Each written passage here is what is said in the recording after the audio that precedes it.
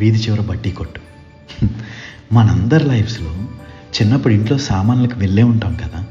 ఇప్పుడంటే స్టైల్గా ఒక బ్యాగ్ వేసుకుని సూపర్ మార్కెట్స్కి వెళ్ళి ఎడాపెడ నచ్చింది కొనేస్తున్నాం. కానీ అప్పట్లో మన అమ్మలకి మనమే బ్లింకిట్, స్విగ్గీ మార్ట్ ఏం కావాలన్నా పరిగెట్టుకుంటూ వెళ్ళేది ఈ బడ్డీ కొట్టుకి.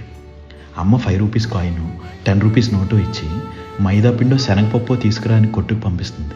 వెంటనే పారగాన్ చెప్పులు వేసుకుని లింగలింగమంటూ పరిగెట్టేవాళ్ళం.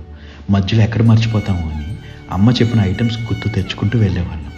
ఇంకా బడ్డీ కొట్టుకు వెళ్ళగానే తాత అది ఇవ్వు, అవ్వ ఇది ఇవ్వు అంటూ వరుసలు పెట్టే పిలుచుకునేవాళ్ళం.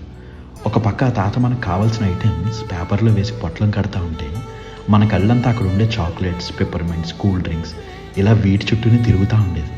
ఇంటికి వెళ్ళిపోయాక మిగిలిన చిల్లరను ఉంచుకోలే అని అమ్మ అంటే మామూలు హ్యాపీనెస్ కాదండి బాబు అది. ఇలా ఆ బడ్డీ కొట్టును బేస్ చేసుకుని చాలా మెమరీస్ ఉండేవి చిన్నప్పుడు. ఇప్పుడు లైఫ్ చాలా ఈజీ అయిపోయింది.